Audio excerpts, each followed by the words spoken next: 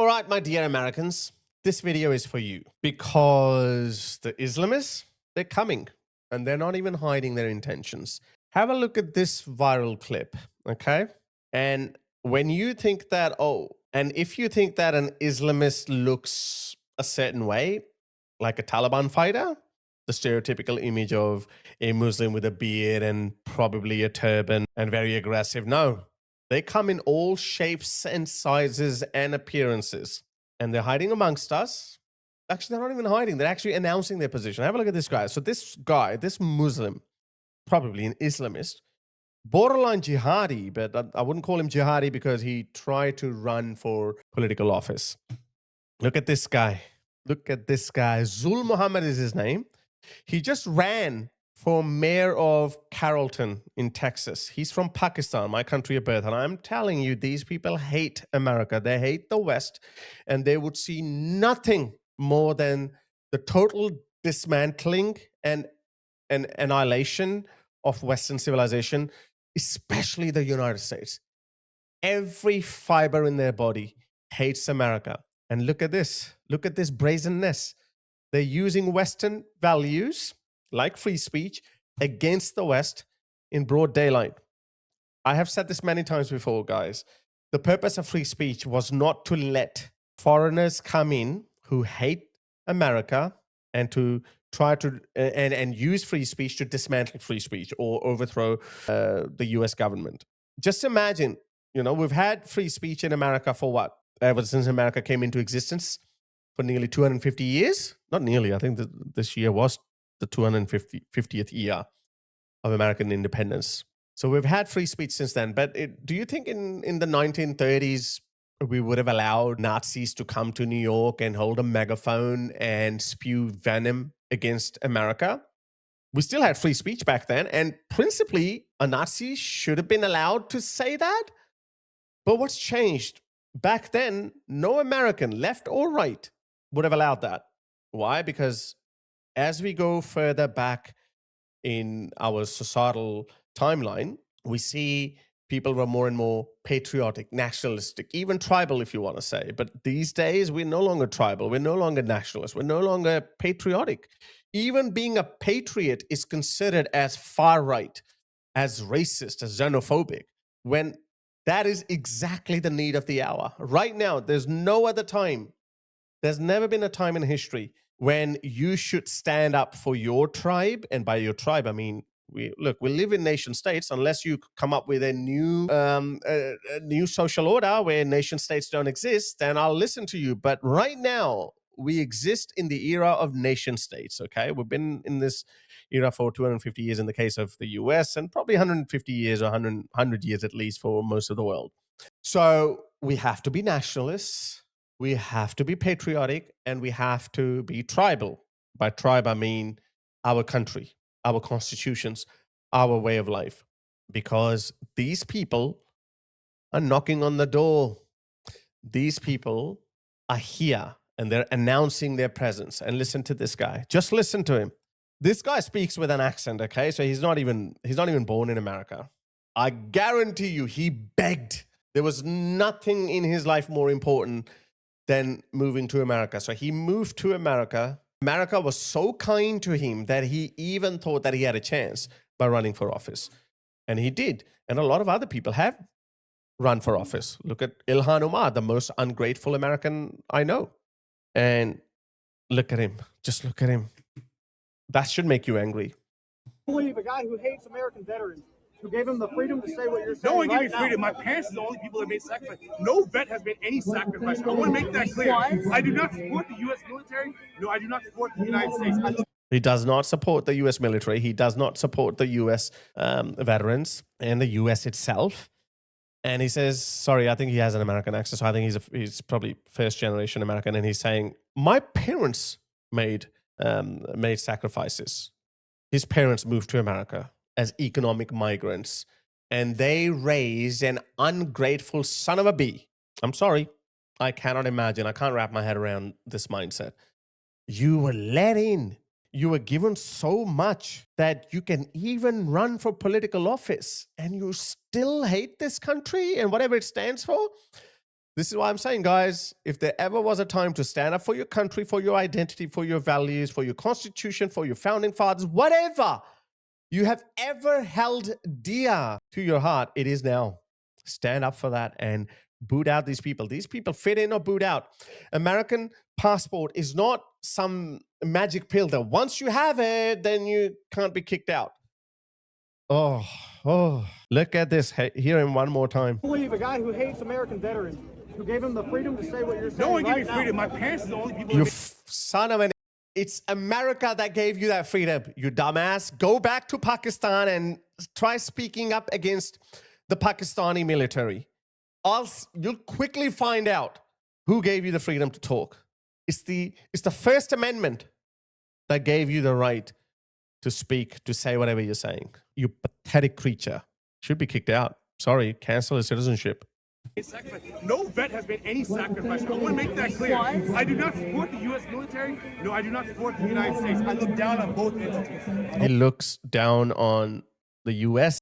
Army, U.S. veterans. He looks down on them. I want to make that clear. You know, how do you feel about veterans? I don't support veterans. What? The only vets I support are the ones that take care of cats and dogs. What did it say at the end? The only vet I support is what? The vets I support are the ones that take care of cats and dogs. Who take United States? Well, I didn't understand that. Let me know in the comments below. Look at this. Look at the brazenness. Look at this.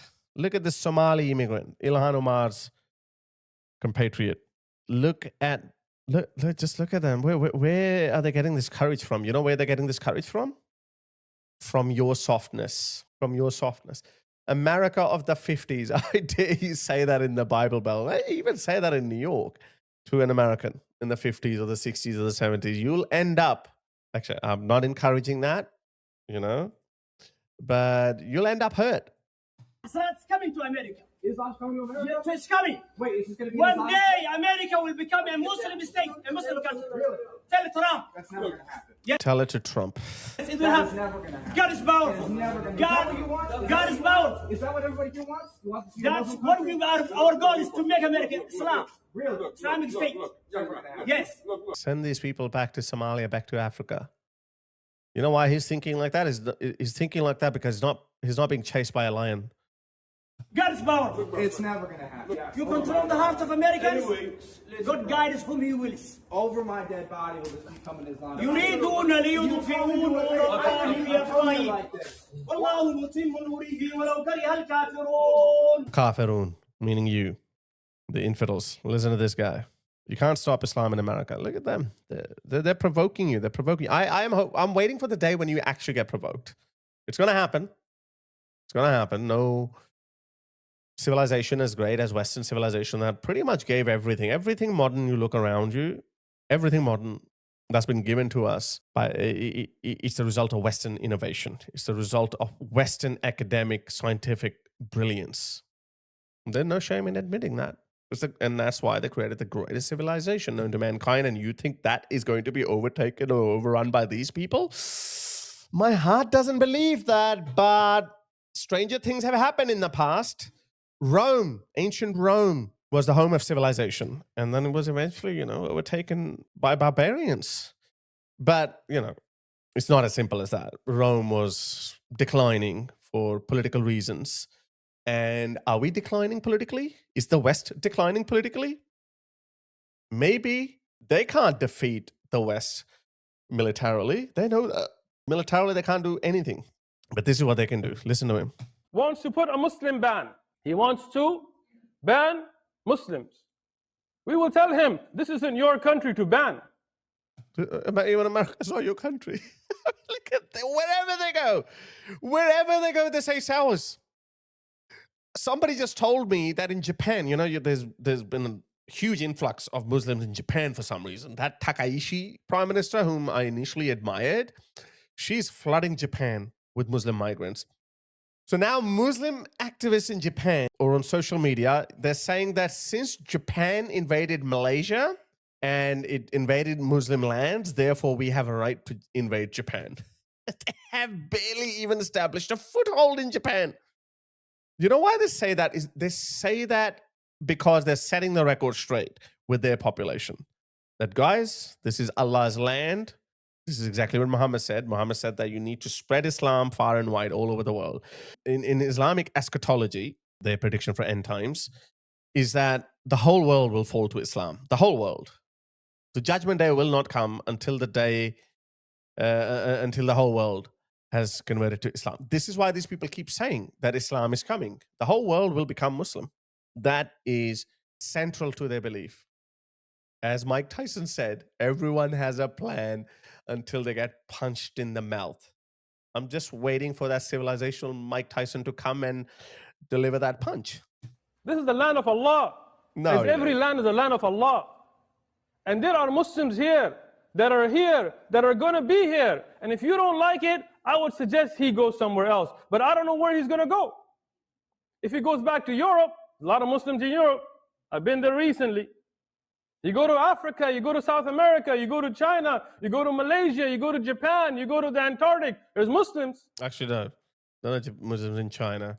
China is the only country that knows how to deal with this scourge, this political Islam.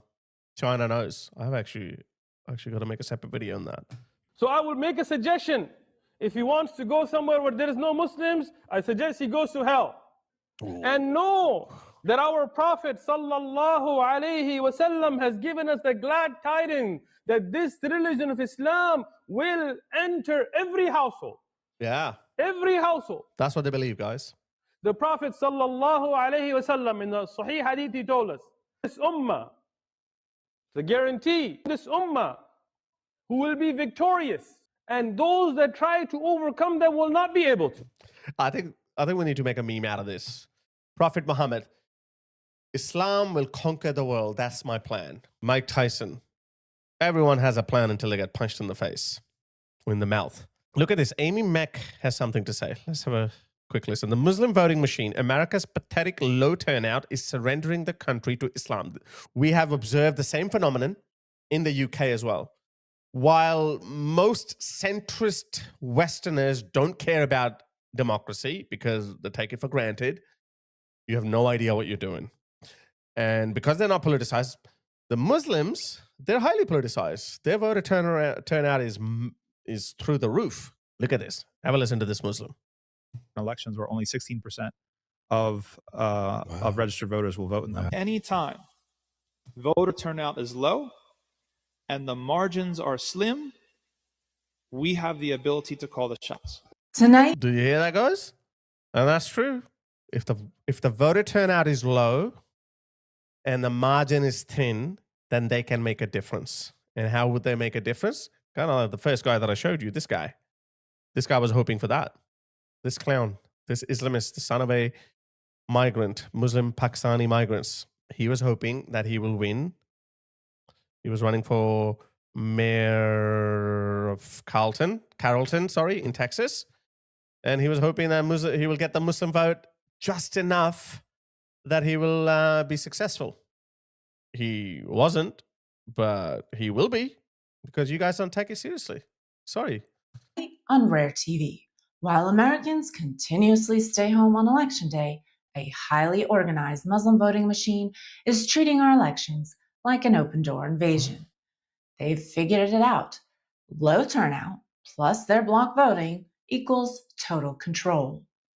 They've run the numbers, and low turnout is their hunting ground. School boards, city councils, congressional seats, every seat where a few thousand dedicated block votes can flip the outcome. State-level politics is more effective, and Muslims can have a greater impact because the number of votes you need is much less. At the municipal level, at the state level, and even at the congressional level. Really? Okay. 100%. Can you tell me how? Yeah. Congressional District 11 in Virginia, we have 54,000 registered Muslims. Your win number is going to be less than 20. 54,000 Muslims. Do you see it? This is exactly what they've done in the UK. The UK is a sectarian cesspool. They don't care. Muslims have been...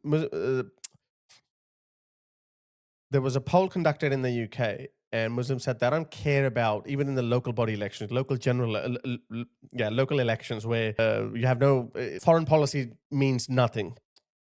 I don't know what's the equivalent of that in the US. But basically, local elections where you are responsible for maintaining the local infrastructure, cleaning, and whatnot. And Muslims said that Gaza is more important to them than the economy and then whatever is happening in their local neighborhood. They don't care about that. Sectarian politics. That's what they care about. The Muslim Ummah, the Muslim community. That's what they care about. That's what happened in the UK. It's happening in Australia. They vote together as a block. This is good for Muslims? Okay, we're going to vote for that. This is what he's alluding to. Whereas a white person or an American person, he would look at the whole thing holistically. I know a lot of people vote for primary reasons. That's true. For example, wokes would be like, okay, which political party is good for the LGBTQ community? That's it. I don't care about anything else. I get it. But those issues that they have, they're part of the Western discourse. These guys are looking at it. These guys are voting along religious and sectarian lines, which are not even inherently Western to begin with. Muslims can go and put a Muslim in there. Yeah. So this is the time for Muslims to be more engaged in their communities. A year ago, we organized at the Muslim community in Malden, and we started an organization called Engage Malden. 27th of May, just 10 days ago, guys. This is what they're saying. This is what they're planning in plain sight. Imagine what they're planning behind closed doors. And what we did is we empowered the Muslim community to go and vote and be involved in the political system in the city. And what we achieved... You know what's sad out of all of this? Islam itself, and all these guys are radical Muslims. If it was up to them, they would obviously dismantle the US Constitution. They will end democracy. They will not allow anyone to vote, because in Islam, there's no democracy. There is a system called shura, where elders or powerful people, they get together, influential people, they get together, and they decide who is going to be their leader, or the caliph in a caliphate. That's how caliphate works. It is antithetical to democracy. So these guys, which is why a lot of Muslims early on used to discourage people to take part in democracy, in Western democracy. A lot of Muslims in Pakistan say that don't get involved in the democratic process because it is inherently un-Islamic. But they learned, they're like, well, hang on, we can't beat them militarily, so let's use democracy to end democracy. That's what they're doing.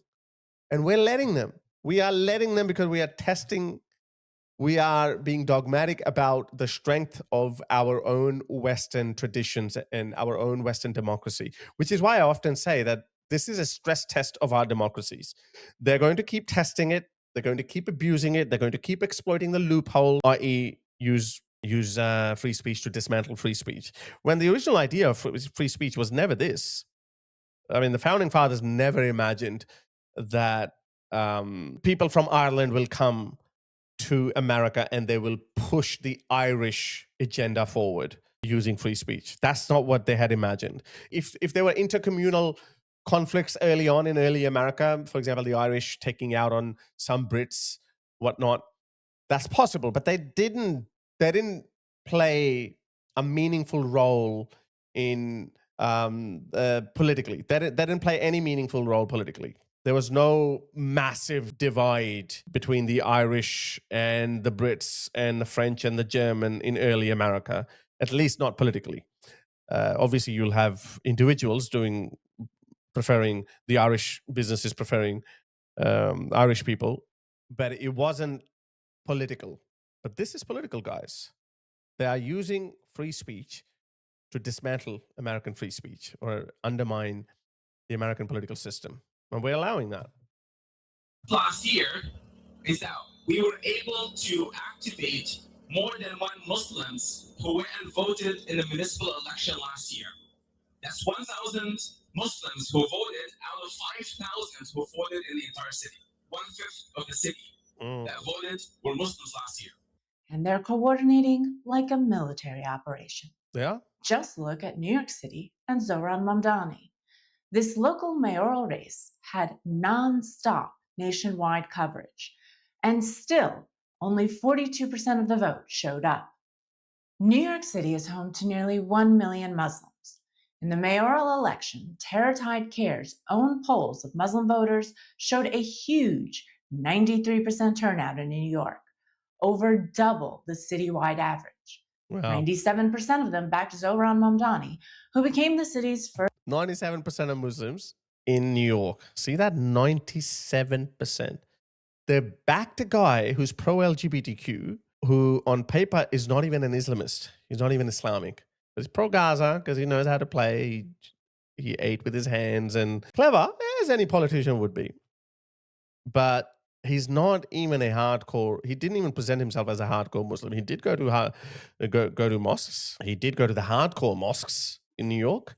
So he played it cleverly. But look at this: 97% of New York's Muslims that voted for him purely only because of the fact that he was a Muslim. He was a fellow Muslim.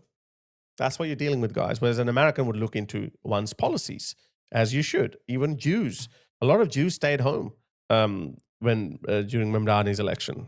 Guys, we have to get more and more people politicized. And I know it takes time for societies to rise up because things have to get really, really bad before people notice that something is broken. And I know a lot of patriots are rising all over the Western world, but we need more. We need a lot more robust patriotic movement to stop this. It will be stopped. First Muslim mayor, because their mosques instructed Muslims to vote for him while half the city slept. In New York City, 1,500,000 Muslims, 300 masjids, 30. You think he doesn't know that Zohran Mamdani supports LGBTQ people? You think he doesn't know that? You think Zohran Mamdani did not say that we're going to legalize prostitution or we're going to legalize drugs or whatnot, which are completely un-Islamic? Do you think he doesn't know? He knows. And all the other 97% Muslims also know. Okay, some of them might be genuinely liberal, but 60, 70% of them are not. You've seen those Madison Square, those prayers at Times Square. You've seen those prayers. They're not pro-LGBTQ people, but they all voted for Zohran Mamdani. That's tribalism, guys, because they know that Zohran Mamdani would be a stepping stone. Once you get a liberal, socialist, woke Muslim, then the next step is obviously a slightly more radical, hardcore Muslim. That's the hope. And the useful idiots of the left are doing exactly what they always do best. Be the useful idiots needed. Full-time Muslim schools and 10,000 Muslim businesses. Ooh. A mosque like C3 organization cannot get involved in political work in terms of partisan activities. This guy is a full-on Islamist. He's probably more Islamist than the guy before. And look, he doesn't look like an Islamist. I think he holds some sort of a position in care or something. However, the Masjid C3 organization can and should encourage people to be civically engaged, to register to vote, and go out to vote. But you cannot do lobbying because the IRS code does not allow it. So what do we need? We need another organization called C4, Social Advocacy Organization, C4, outside the masjid. The C4 organization can lobby,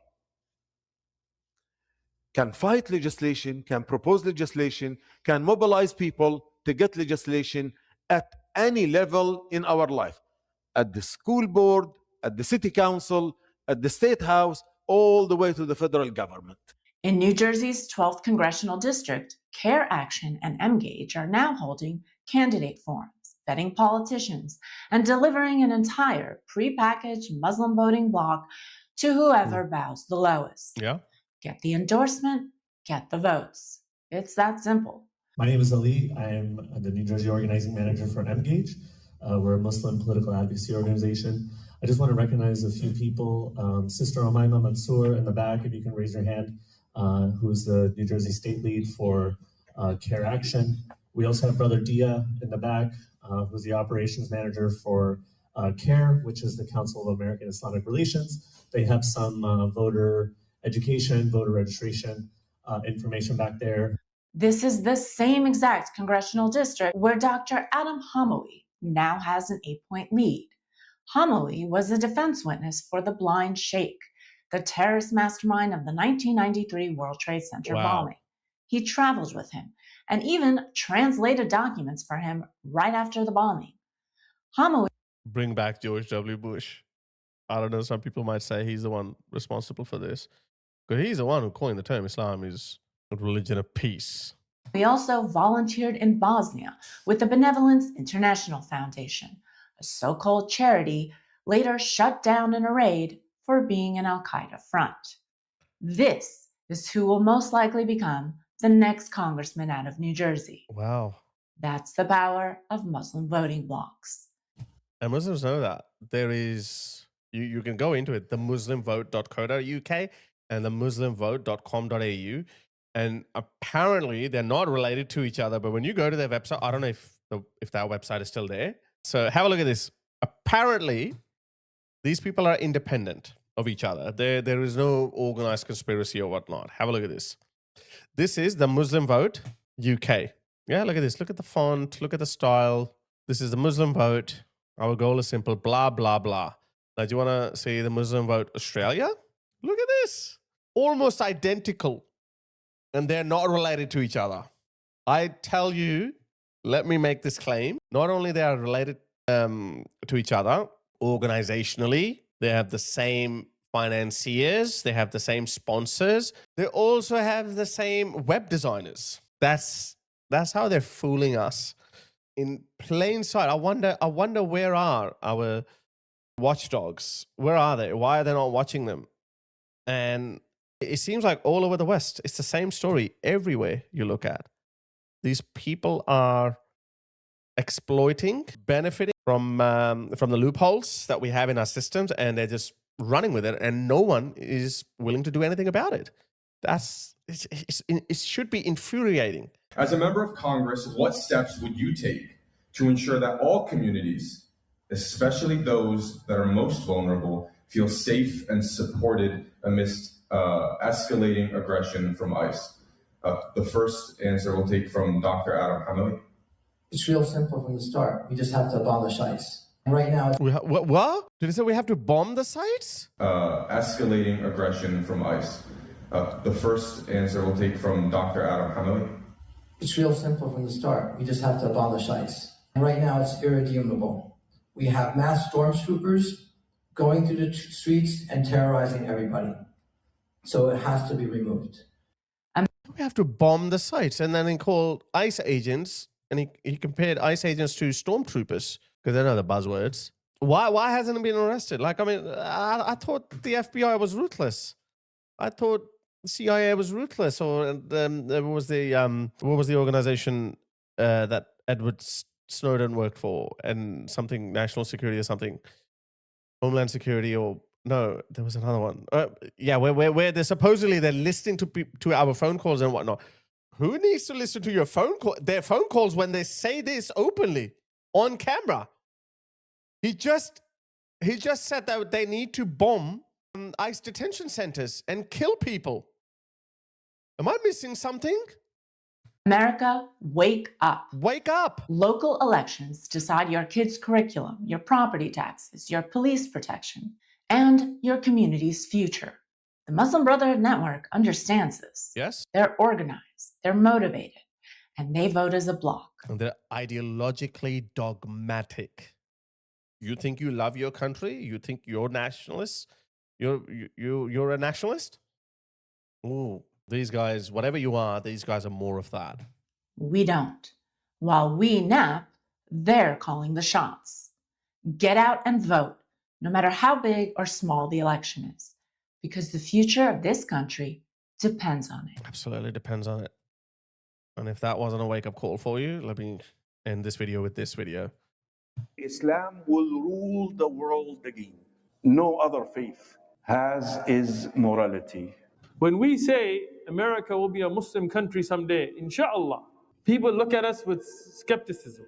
But the reality is, that's our goal. Everybody has their own idea what they want America to be. We believe the best thing for Islam, best thing for America is Islam. Peacefully, with da'wah, not forcing anybody. We want to spread Islam. That was just a disclaimer to fool you that peacefully, no violence, no nothing. Something has to happen. As I said, the only solution is love your country, love your identity, history, culture, heritage. If there ever was a time to be a patriot, now is the time. And that's why I have created a Telegram group of Western patriots, where patriots from all over the Western world come in, share their thoughts. The link is in the description box.